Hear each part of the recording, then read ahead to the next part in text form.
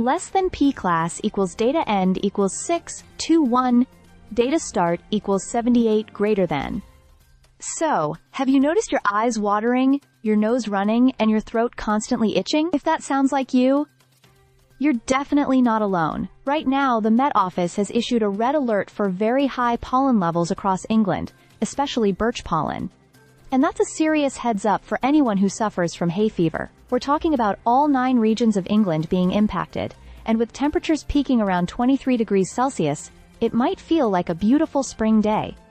But for hay fever sufferers, it's a total nightmare. Less than P class equals data end equals 1102 data start equals 623 greater than. The Met Office uses advanced instruments and weather data to predict pollen levels. And once the pollen count crosses 50 grains per cubic meter of air, symptoms can kick in. Right now, we're way past that. The threshold for high is anything over 1,000 grains, so you can imagine what this red warning means. London, the Midlands, and southern England are expected to face these intense levels until at least Tuesday, so it's time to be smart about how you manage your symptoms. Less than P class equals data end equals 1611. Data start equals 1104 greater than. Experts say hay fever isn't something you're necessarily born with.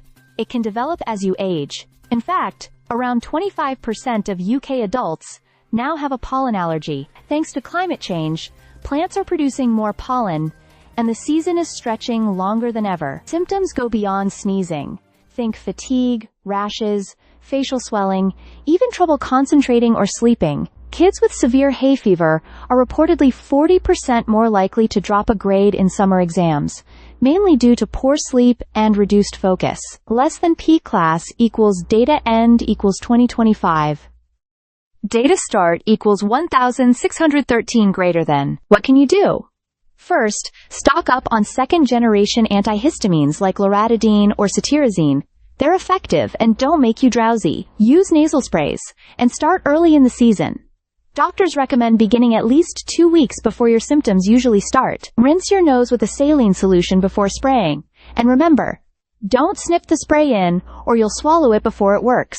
Less than P class equals data end equals 245.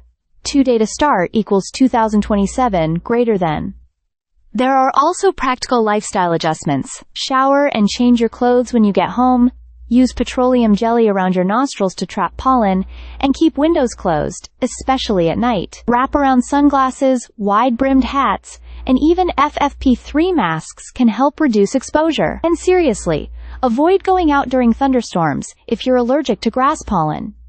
Fragmented pollen can trigger severe reactions. Less than P class equals data end equals 2677 data start equals 2454 greater than.